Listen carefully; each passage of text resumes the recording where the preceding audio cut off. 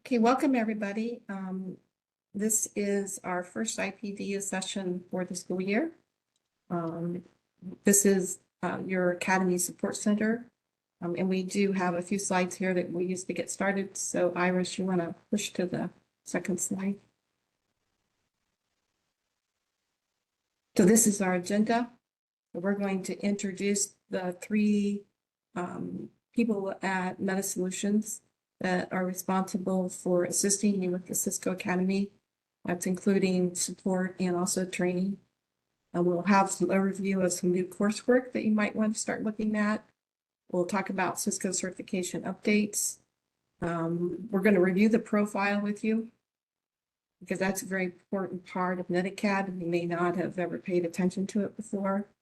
And then we're going to do some learning management system reminders first, and then a few enhancements that were released over the summer.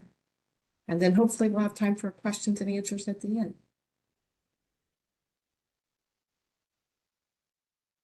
And of course, I am Elaine Hort, so I'm the first one at the top there.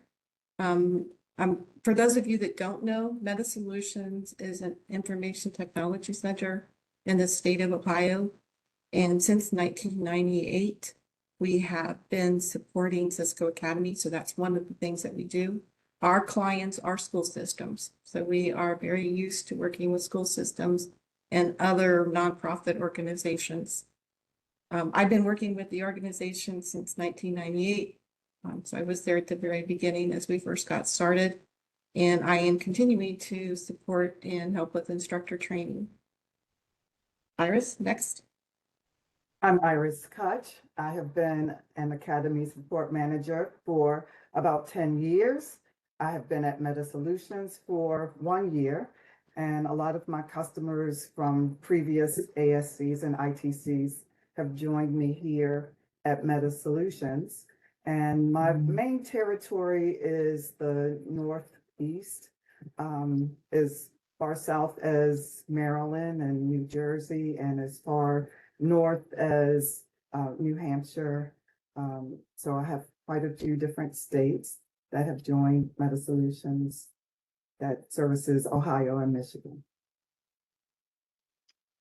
And hello, everybody. I'm the new person, so my name is Mark Riley. I've actually been with Meta now this is my third week, so I'm still learning a lot. But I taught in the academies for at least the past 8 years at the community college level, and I've taught at the high school level as well. And so, like I said, I'm new, still learning a lot, but I do have some experience in the teaching side, and I'm here to, help support, just like Elaine and I. So I'm here to help support everything that you do, everything from the basics, making classes, doing all the administrative stuff, even all the way up to, thinking of new ways to teach things. I think I can really help out there. So looking forward to working with all of you, and I'll be posting links in this session. So as Elaine said, keep your eye out in the chat. So welcome, everybody.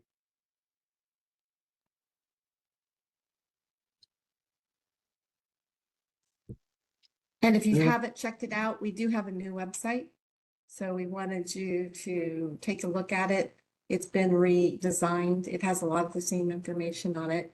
But if you need more information about Meta Solutions or our Academy Support Center and Instructor Training Center, this would be a good place to find it. So if somebody says to you, what does an Academy Support include? You're going to notice there's a tab on the website that says Academy Support. So you could provide that information to anybody that was asking. And then this is important. Meta, we are your direct link daily for anything Cisco Academy. So if you're having any issues, we're there to help you. We provide you some instructor professional development, but also Cisco Academy provides you some instructor professional development. A lot of what you're going to see in our slides today are instructor professional development from Cisco Academy that was either done in August or last May when you were getting ready to conclude school. So you were still hopefully enjoying your summer vacation in August 11th through the 15th. So we're going to pick some of that information up.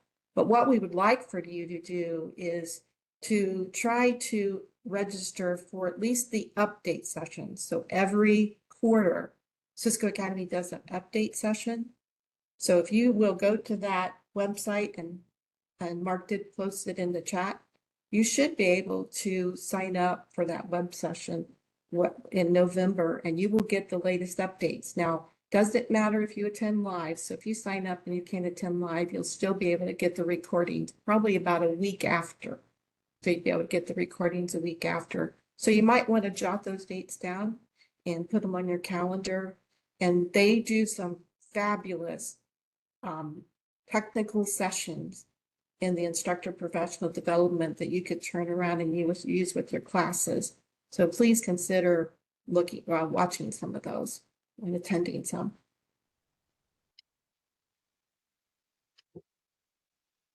And this is just another way we're going to go through things fast and furious with you today.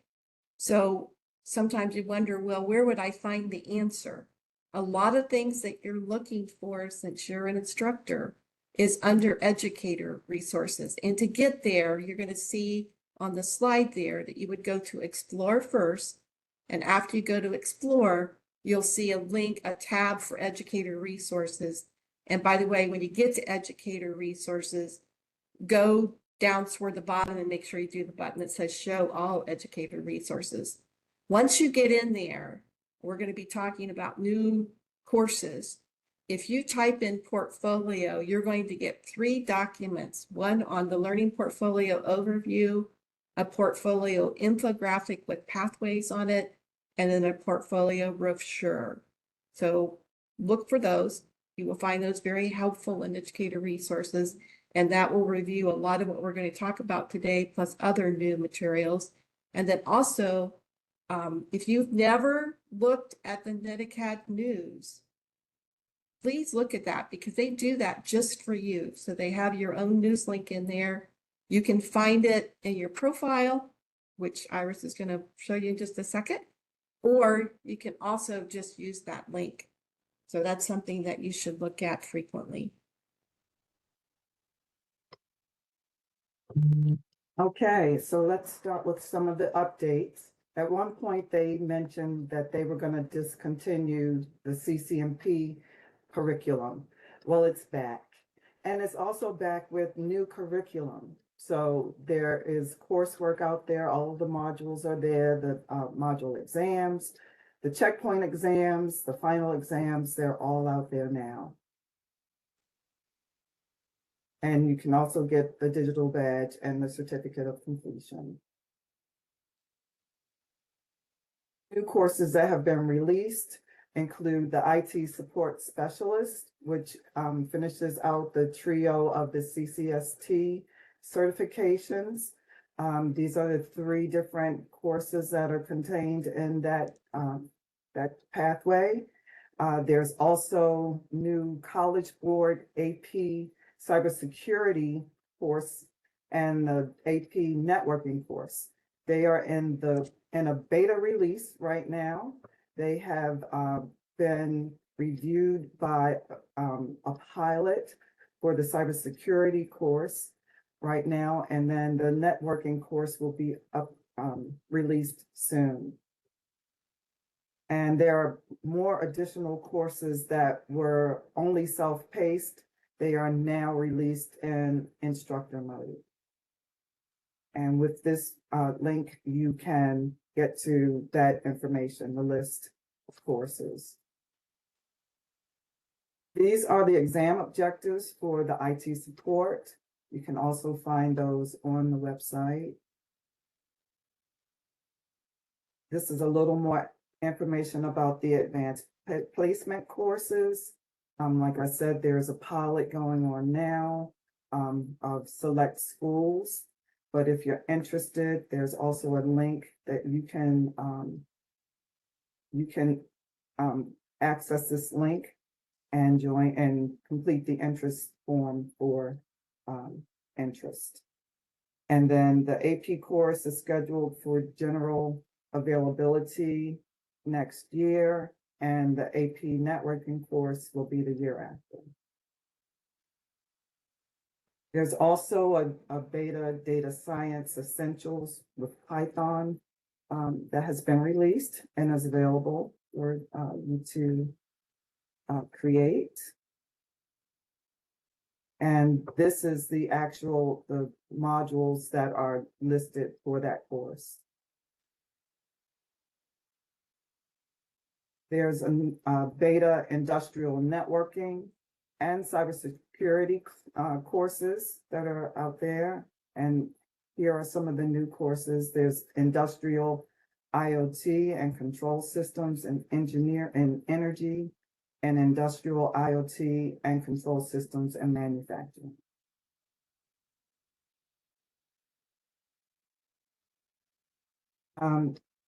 This is the planned IPD sessions for the industrial IoT journey. There's one scheduled in November. There are two, November 2025, and the second one, and then February there too. So if you're interested in those, please check out those IPD sessions. This is how the new packet tracer looks, and this is 9.0. This is for the industrial course only. Do not upgrade packet tracer unless you are going to use the industrial networking course. Continue to use packet tracer 8.0 for now.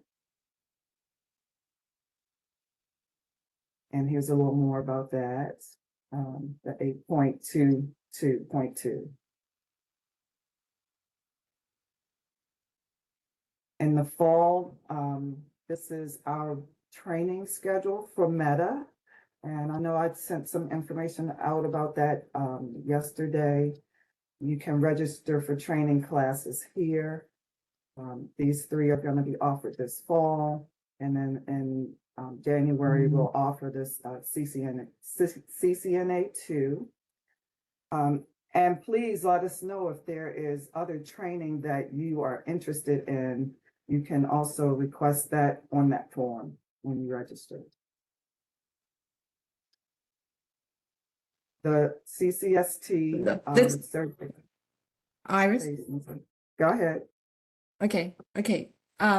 First of all, the beta courses, those are available for them to create now. If they want to look at them, they just have to realize they're not finished, right?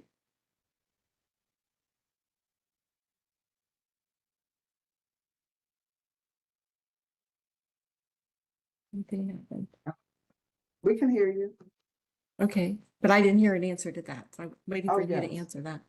Okay. Oh, that okay. was a So question. Okay. yeah, it was a question. So the beta courses. So what you're going to notice with the AP courses, they're going to be using different pieces of what's in Cisco Academy.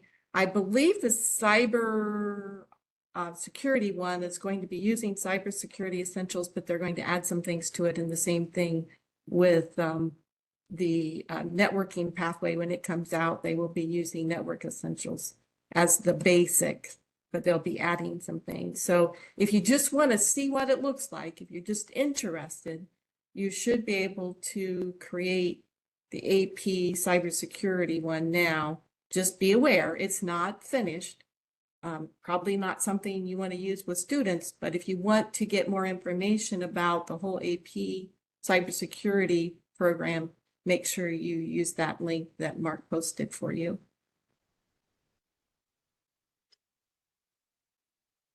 Okay, so we need to be back on the CCST slide.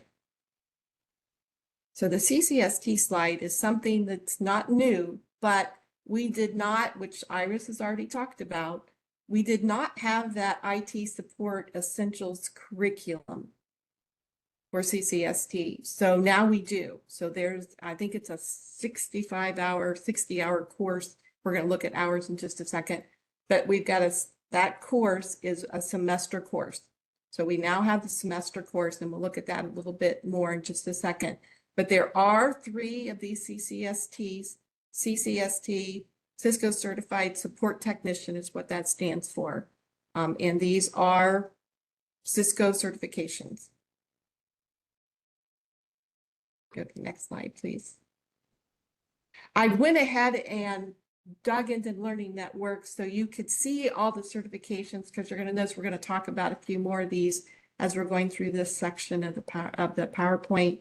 So we see the entry level ones. It says Cisco Certified Support Technician. 3 tests there, and notice I even included the numbers for you. So that if you're trying to sign students up to take these, make sure, or you're taking them yourself, make sure you get the right number. And then we have the CCNA. Now, anybody that's teaching CyberOps, keep in mind right now that CyberOps is mapping to the Cybersecurity Associate certification. So we don't have a certification that says CyberOps anymore because it's already been rebranded on the learning network. So they've already rebranded it, and they did that last spring, I believe. So CyberOps, if you're teaching the CyberOps course, those students will get a voucher to take their Cybersecurity Associate exam. So keep in mind that the names aren't matching up. DevNet matches pretty good, so we don't have any problem there. And then as Iris mentioned, we do have 2 CCNP courses that are back in full force in the Networking Academy, which they had announced they were going to discontinue those, but those are now available as well. Next slide. Here's a big change.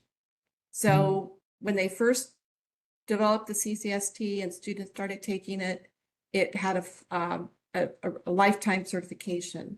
That didn't work for all states.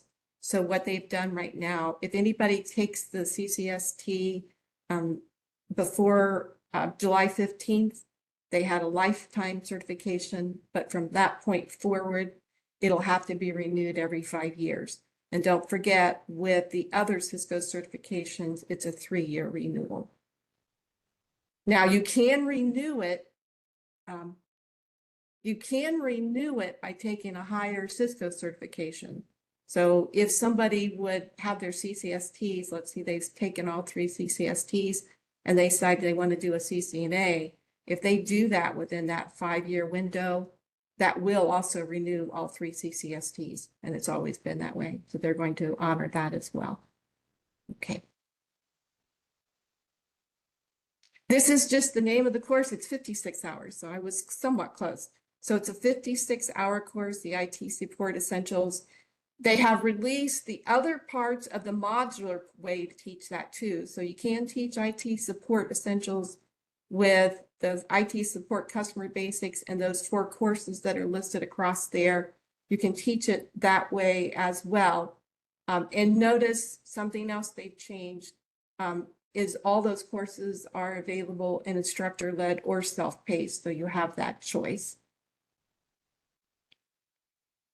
Next slide. Now, IT Essentials. We'll just say it out loud. Cisco Academy is moving away from curriculum that supports A+. Many of you are using IT Essentials 8 right now. It's going to remain available for the foreseeable future. So that's not a problem, but it is the final A+ course that they will actually use. Now, Mark has put a couple of links in there that if you're using IT Essentials 8, you need to look at these links because in there, they have cross-mapped the current IT Essentials to the new certification. So they have done some cross-mapping to you, so you will know what you need to add to IT Essentials 8 so students are ready for the A+ certification. So keep that in mind. Please, please use those links. So if you're preparing students for the A+ with IT Essentials 8, make sure you use those links so you'll know what you have to add to the curriculum so that they will have everything that they need. Next slide. So what this was part of their reasoning. IT Essentials did prepare you for the CompTIA A+ certification. It was 2 exams, 90 minutes, very broad. IT foundation. So what they have done instead, they're going to go one that's more targeted to entry-level support technician skills, which will be one exam in 50 minutes.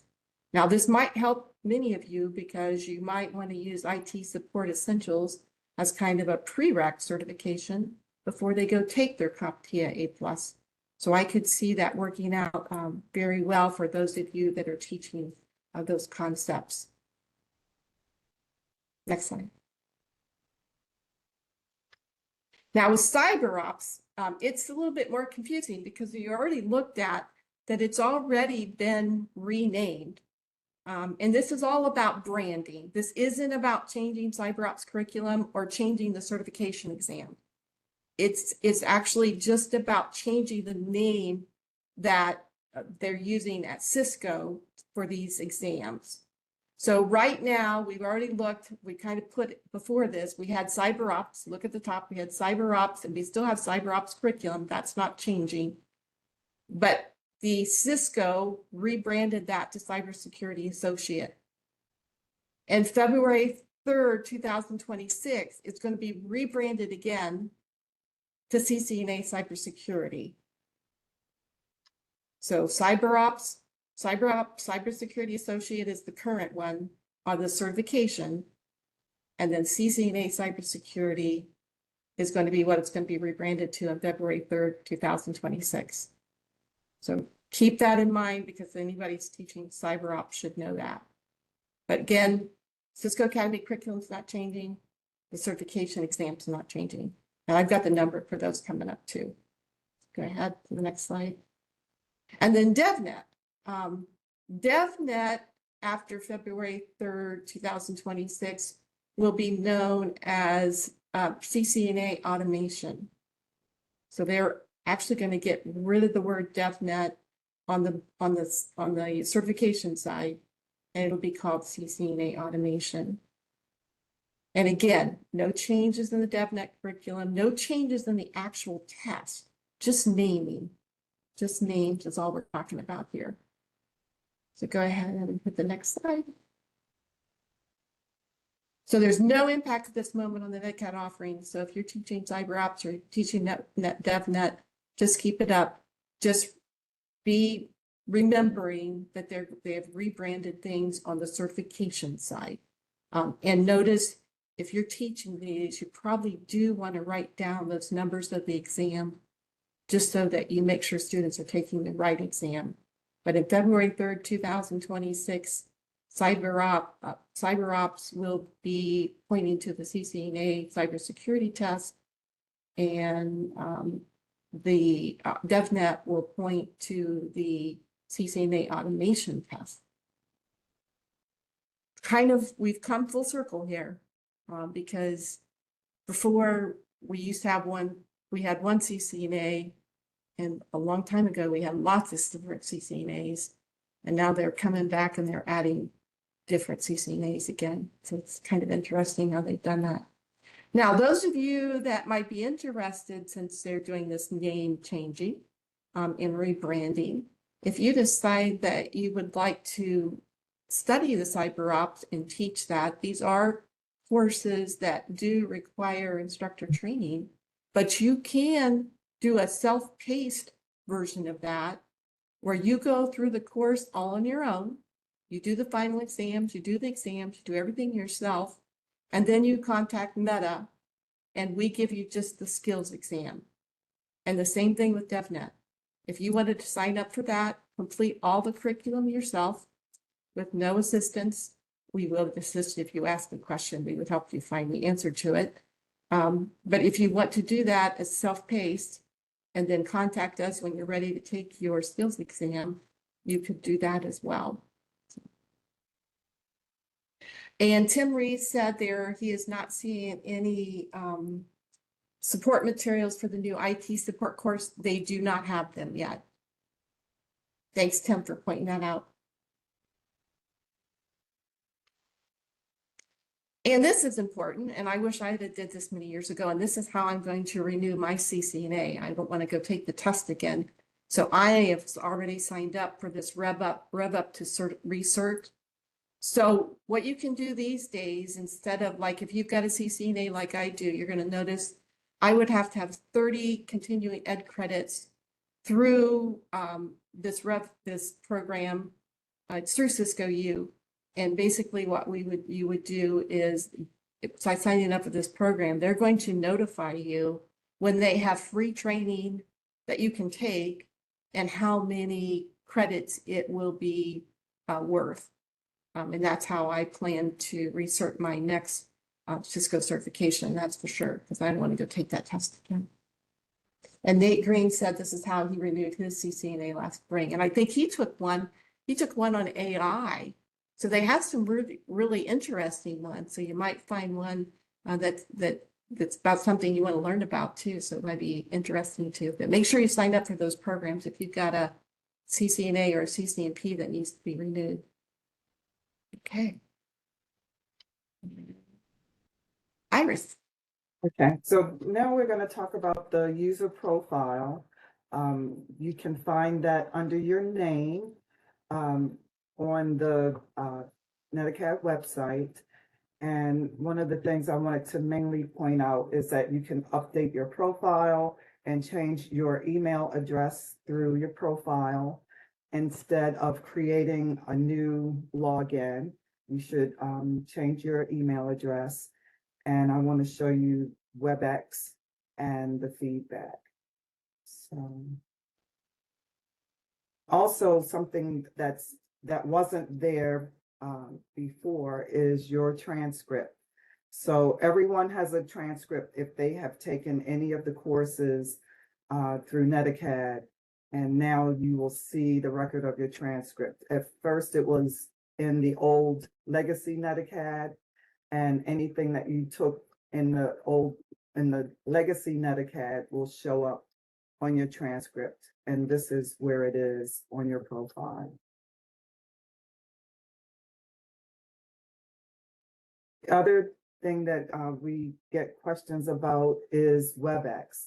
You are offered a free WebEx account. You can use it for anything that you would like to use it for, including if you had to have virtual meetings or virtual classes.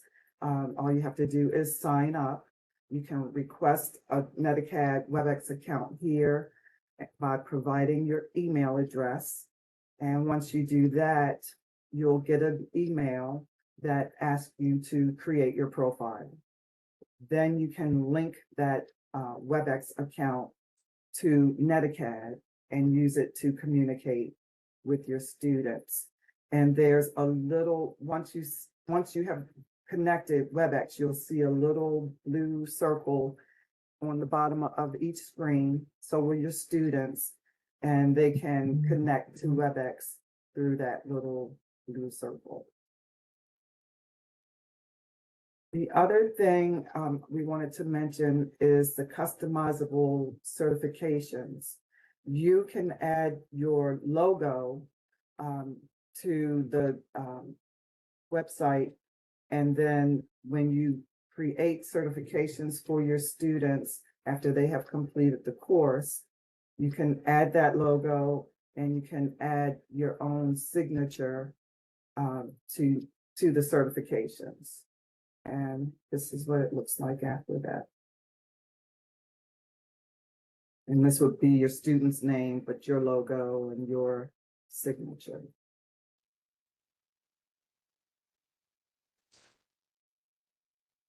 So before we go any further, any questions? Anybody want to come out off mute? Do we have all the questions in the chat box answered, Mark?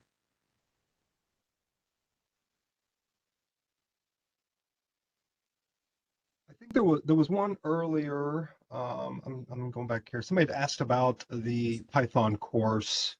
Yeah, Tim asked, does the Python data course require any prior knowledge or programming experience? I didn't know the answer. I was trying to look it up. I'm not sure if Elaine or Iris might have answered From that what I one. saw, no, you don't need prior experience or knowledge. And we'd love some feedback on that course because it's one of the newer courses that they've created, and they're using a lot of different techniques in it. So anybody that wants to take a look at it and provide us some feedback, we greatly appreciate that.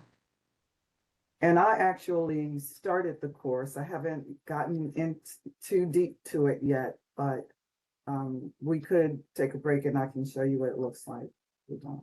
If anybody's interested. So before we get started on a few new things that they've done over the summer, what we wanted to do is kind of think about when you finish classes during the early summer. We want to make sure that you are marking students complete in the grade book. And don't forget, the only thing you have to do that is to make sure that they've completed the final exam. We're going to look at the grade book in just a second, but notice some things that you'll see different, that they have renamed the final exam in the grade book to final exam submitted. They renamed survey to survey submitted. They've updated the class grades and added the percentage symbol at the end, so students will realize that that's a percentage score, not a points. And then finally, they added a new column with the final exam score, which I think will really help you. So let me show you what that looks like. So go to the next slide.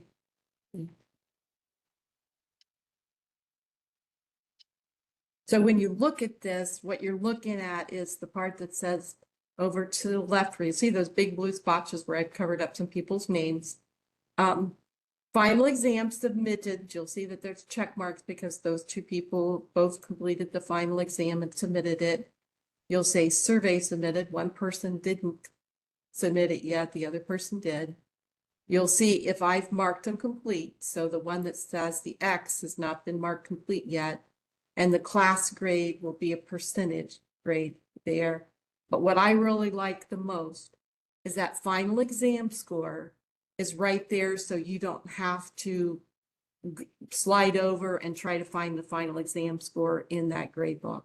So I think that's a fabulous change. But if you have not checked your grade books from last school year, go in and make sure that you've checked the grade books.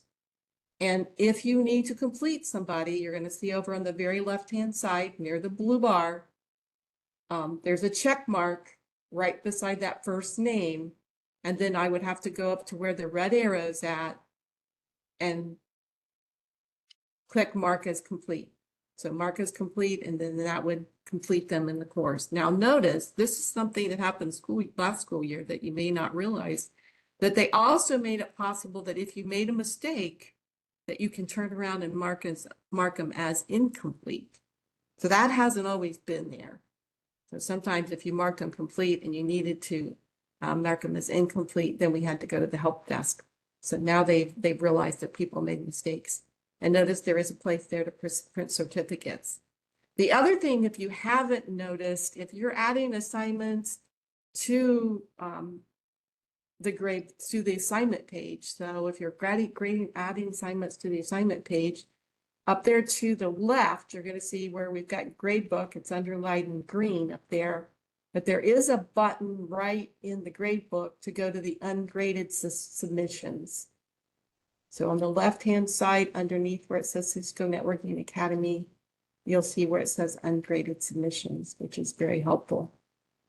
So if you're trying to grade things, that'll tell you what hasn't been graded that you added to the grade book. I think that's helpful as well. So I like the changes they've made in the grade book. And they keep making more.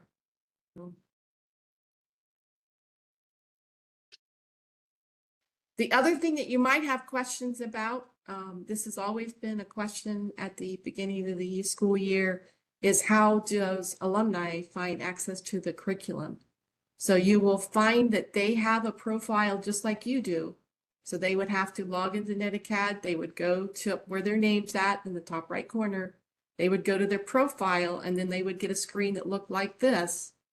And where they need to go to find the courses that they've completed is where it says learning history. In fact, I even think it shows, when I looked at mine yesterday, it even shows things that weren't completed, things that you didn't complete as well. So Try this with some of your students just to see what it looks like. So if you've got some students in your class that will explore this for you, just go ahead and look at it to see what it says as far as learning histories in there. Now, in the alumni course, the next slide will show us that not everything is going to be available to them. So it says that some of the assessments are not included. So the quizzes, the checkpoint exams, the packet tracer skills assessments, the final exams. It says practice exams, but I think they backed off of that and they did put the practice exams back into the course for alumni to see. So that's one you can test and see if they can see that practice exam. So they'll get content, but they're not going to get, I think they just don't want to have people going all over the internet and posting questions. So that's why they did this. And then also keep in mind, this is something you can do with your students that have returned to you or been in the Cisco Academy program. You can also find their transcript. So they have a transcript just like you have a transcript now. This was not included before. So this is another thing that they could look at to see what they've completed in their transcript. And I'm pretty sure learning history shows anything that they've been enrolled in, even if they didn't complete. Next slide. This first one, if you've got staff members that you have staff roles at your school and they decide, or even an instructor, another instructor at your school that wants to take your course, they can be enrolled as students in your course or somebody else's course. And they will have the privileges in the view as a student. So in other words, when they log in and they switch between their roles, just like you switch between, some of you switch between contact and instructor or contact, instructor, and staff, they will have one up there that says they'll have the learning one, my learning, and they'll also have organization. So they'll have learning and they'll have organization. So if they're looking for a class that they've been enrolled in, and they're a contact staff, any type of instructor that's enrolling in another instructor's, Cisco Academy instructor's class, they're going to allow us to do this. And what happens is that this way they can earn their badge and possibly a certificate being in your class. So that's why they did that. And Iris, you want to add anything to that? Because you've had some instructors that had some issues with this. No, I think you got it all. Okay. Now, you can view your bulk invitation history for all your CSV uploads. I don't know how important that is, but the CSV files, if you're going to upload your names when you're inviting learners, you can do up to 2,500 rows now. So I'm hoping you don't have any classes with 2,500 in them, but who knows? Next slide. One thing I did notice about the bulk invitation is that you can go back to manage learners and see who has actually accepted that invitation and who has actually enrolled in the class. So you could use that one. And Iris, that's where it's going to say pending, correct? If they have not accepted it? It said enrolled. Oh, it said enrolled. And okay. so it's, and for the other one, it is pending. Okay. So you can differentiate it. Right. Now, this is an exciting one because a lot of people ask for this. We know that it was an issue because we couldn't set time limits, the time limits that we wanted for different things. So what they've done with all the assessments, if you go in and you start to edit an assessment, which you might want to do this now, because notice there's no time limits for all like the module exams or the checkpoint and the practice exams. There's no time limits in there. So you will need to have to go in and modify that and set a time limit. There is a time limit for the final exams. It's an hour and a half of the ones that we looked at. but that could be different. So if you want them to have more or less than an hour and a half on a final exam, you'd have to go in and set that too. And notice your key is to get into your edit details and then go to the availability. And then, yes, let's talk about that in just a second we'll get that done in just a second. So there's a question in the chat box and we'll talk about that in a minute. Oh, and the one question at a time. So now the questions for the assessments will be presented one at a time instead of multiple questions on one screen. More like a certification test. Now, if you're in the learning management system of netacad.com and you are trying to modify the classes, just as soon as you get in and you do classes and you're looking at your list of classes and you think, well, I wish I would have called that class something else, or I need to do this, but maybe I need to change the dates on the class or something. The key is to look at the 3 dots on the class list at the end of the class name.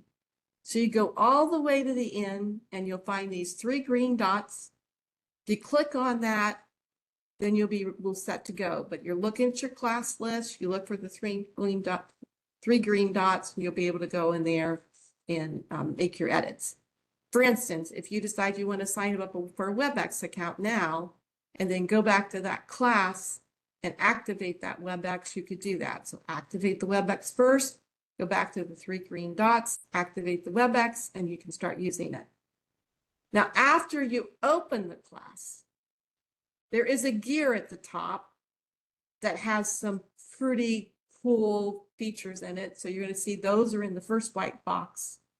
And one that I recommend is that one that says bulk edit items. If you're working with some of the things that are in your gradebook, etc., that would be a good place, or manage gradebook as well, or even class settings. So make sure you realize that's the gear and it'll be towards the top of your screen. Or after opening the class, you'll see on the modules, so on the right-hand side, you'll see on the modules, there'll be 3 green dots. So if you have those 3 green dots, you'll be able to view and edit the details. So that's where you would go to if you are trying to, like an assessment. You'll go to an assessment, you'll go to the 3 green dots, you'll do view edit details, and you can go in there and you can change the availability settings that we just talked about. Now on ask about, well, if you want to do something special for a student because maybe they need more time than the rest of the students, you would do that under override configuration. So all the class, you would set an assessment for like 2 hours for the class, but somebody else needs 2.5 hours. So you would do that assessment separately using override configuration. And when we're done here, maybe Iris will open up a what the NetAcad site and kind of demonstrate this as well.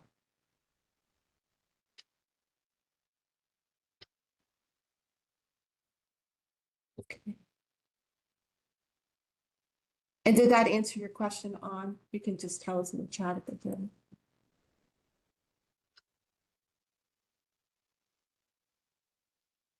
Okay, so we are at the end of the PowerPoint presentation. Iris, did you want to demonstrate anything? We got about 10 minutes. And anybody's got questions, let us know. While we're looking, this is where the override is.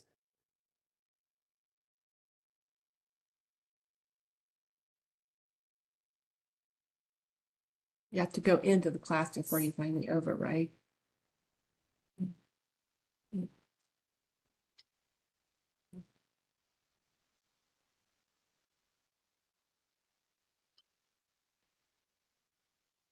Here's the override. Mm-hmm.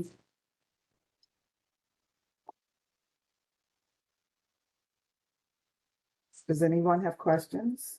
Go ahead and open up the gear too. Go to the gear and do that one that says bulk edit, because that might be something that somebody's been looking for. And this one doesn't have very many exams, but if you have a lot of exams and you wanted to change things easily, you can do it right in here. Mhm.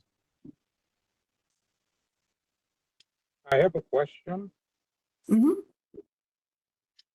Elaine, this is Dominic. Hi, Dominic. I wanted to know, how do you remove a student that's been enrolled? How do you remove it from your list? Okay, Iris can show us that. Now, if we have students. Go this to is like just the, this- you can go to the ITN class if you want.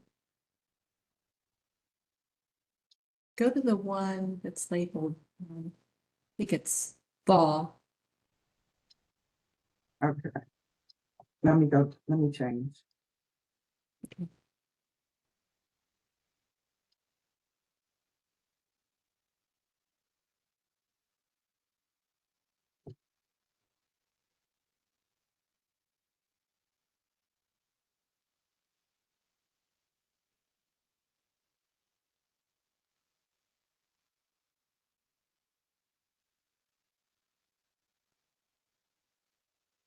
And you have the sample. Do the one that says Meta Fall 2025.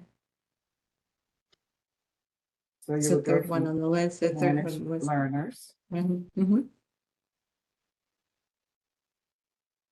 and from there you can unenroll a learner or suspend a learner. Does that help, Dominique? Now, the name of the student stays, right? You can't literally. You know, I think it does. Go ahead and do that. It won't hurt on these two. They're just in there for observation. So just unenroll one, Iris, won't hurt anything.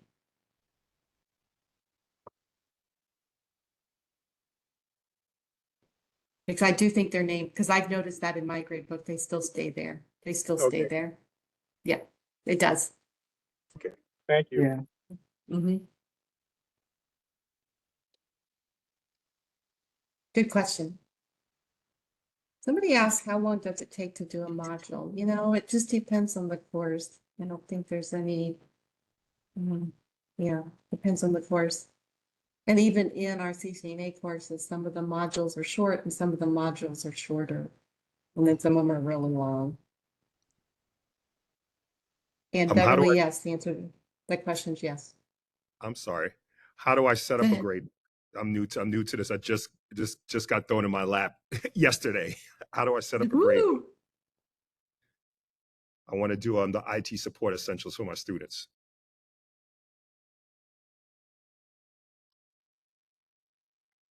She's going So when you into a course. She's click, going into Intro to Networks. So that, yeah. this is the assignments page. And the modules and the assignments are added. Now, this has been customized pretty much. I added all of the packet tracer assignments in here. So you do have to add those if you want them to show up in the grade book. And you can add them by clicking in between, and where you want that assignment to be, you would add an assignment.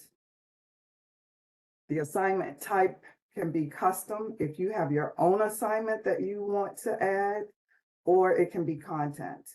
If it's a content assignment, that means it's contained within the module or within a module. Then you can scroll down to the module that you want and select the content you want. So here's Packet Tracer 3.5.5. You would add that selection. And from here, it shows up as a selected item. You still have to give it a title and a name, and you can put a description and instructions if you would like to. You can also decide if you want it to be a graded assignment. You can add it to an existing category in the grade book, or create a new category in the grade book. And by doing that, you would just type it in and it will show up in your grade book. but you have to select that category that you want. You can change the point system some, and then you can also add any files that you want. A lot of times when I created these, I added the actual packet tracer assignment file here. You can change the availability of when you want it to be seen, who you want to see it, who it's assigned to, if it gets submitted, and then the gradebook settings, treat it as a 0, treat it as a null. If they don't submit it, and then you have to save it. And then it shows up in your gradebook. And you can actually organize your gradebook here, manage gradebook. You can change the weights. You can move these things around, move them up, move them back, depending on what you want to see first. And just like Elaine said, now you can see the finals for, instead of having to scroll all the way to the end, but all of the packet traces are here. You can change the order, and different things like that. Does that help? And Do we- bulk I can actions meet on with that. you Do bulk. too, if you Iris, do want. bulk actions on that one. Yeah, so this one has a lot more assignments that you can do bulk actions on. For those of you that's used the gradebook some, what's this helpful for is if you wanted to move assignments around to different categories. So if you put something in labs and you want it in packet tracer, you could move it around, but you can do them in a bulk too. So again, keep an eye out for the 3 green dots and the year, because that's always going to help you if you see those on the screen somewhere.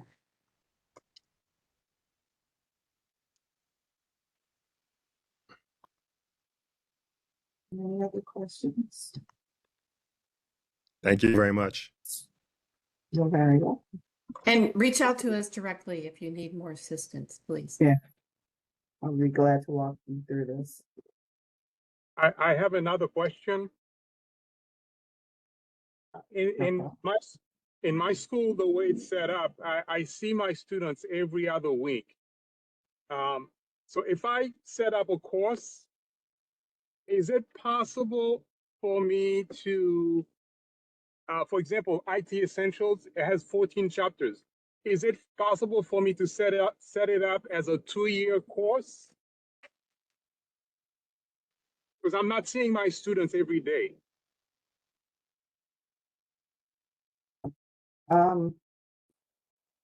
So the only thing is they get a year limit on. I could answer that. IT Essential technically doesn't take a whole year to do. Actually, I was able to complete my IT Essential by the end of January and completed, and my kids took the certification test. So it is possible to get it done. You just have to assert yourself, because remember, some modules are bigger than other, some modules are smaller. So look through the course and assert yourself which one you're gonna be doing. So that will help out a lot. Well, Yeah. So my answer to that question would be, IT Essentials is designed to be a semester course.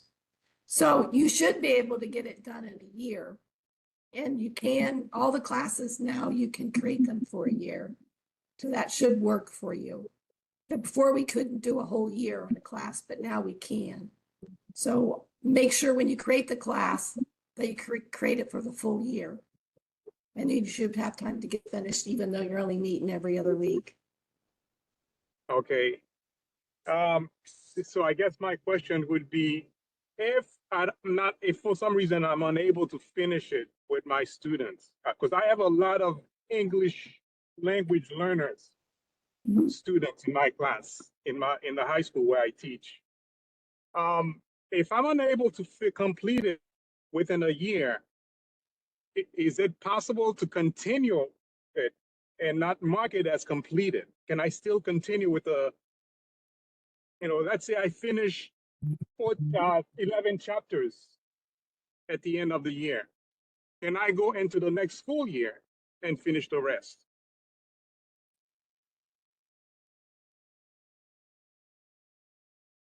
Not without the aid of the help desk or possibly creating the class again.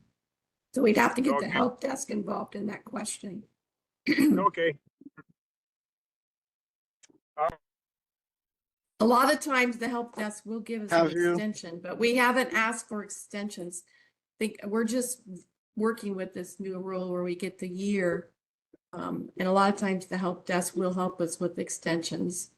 But we wouldn't want to promise you that they would extend it, but we think they probably would help us extend it, just as long as you're not asking them to extend it for another year.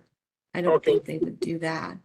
So we'd have to get the help desk involved in it if you were going to do something that that the system doesn't allow you to do. All right. Thank you.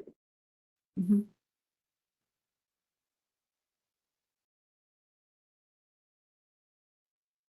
I have a question regarding that.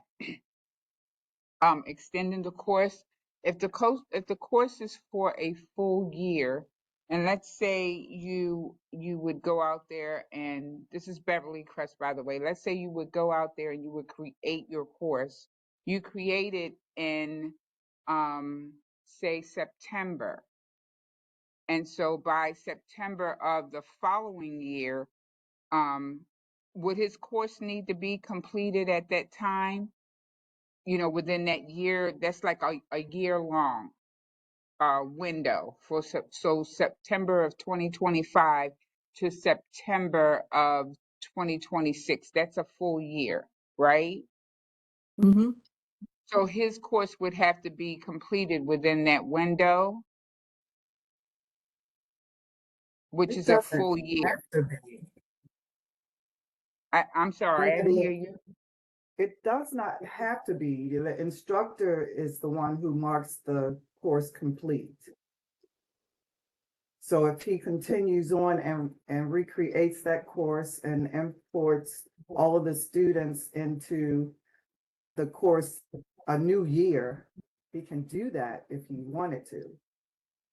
Right, because I'm thinking, I know that I didn't finish say my introduction to networks course because my students were taking another course, and when they went into that next semester, they didn't really finish it all, and they had to go into the next school year to finish. But that was under the old platform.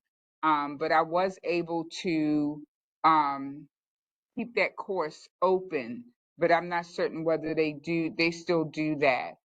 So like I said, they completed what they could complete before the end of the school year in June, and then it was extended because I started in January, for instance. So I had until January of that next year that next school term to finish. And actually they were finished within that window. So I could keep the course open, if that makes sense.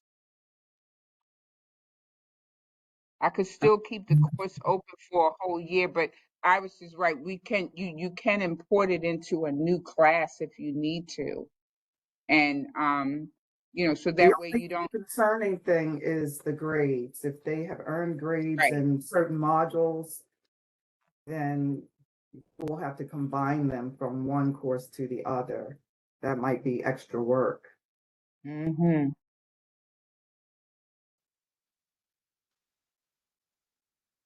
But And like Elaine suggested, reach out to the help desk and Yeah. see if they can help.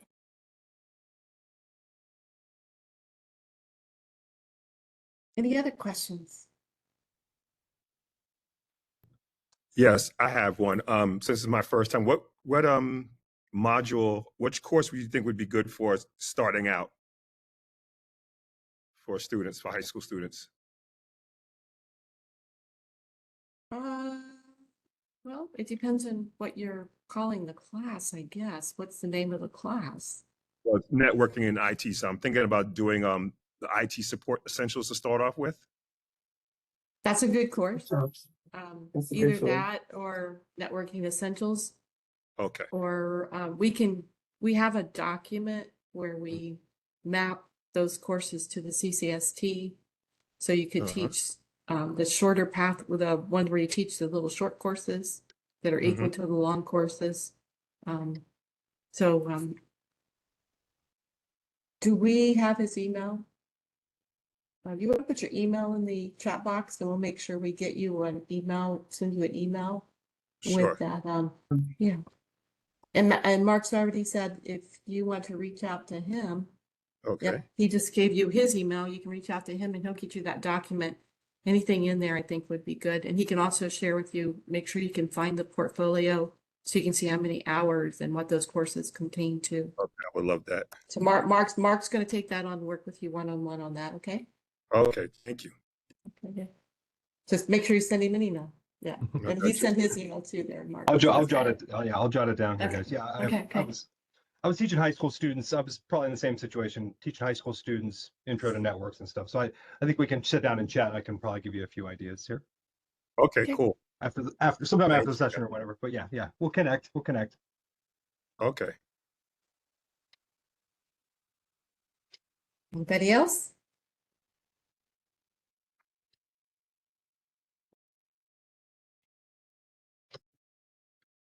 Well, thanks again for joining us today. And don't forget, if you have additional questions or if you just need assistance, Iris demonstrated a few things. And if you saw some things that you didn't understand and you need assistance with those, feel free to contact us and we'll make sure you get some assistance one-on-one. Absolutely. Thanks, everyone. Thank you. Thank you. Thank you. Thank you. Thank you. Thank Have you a so good much. evening. Thank you. Thank you very much.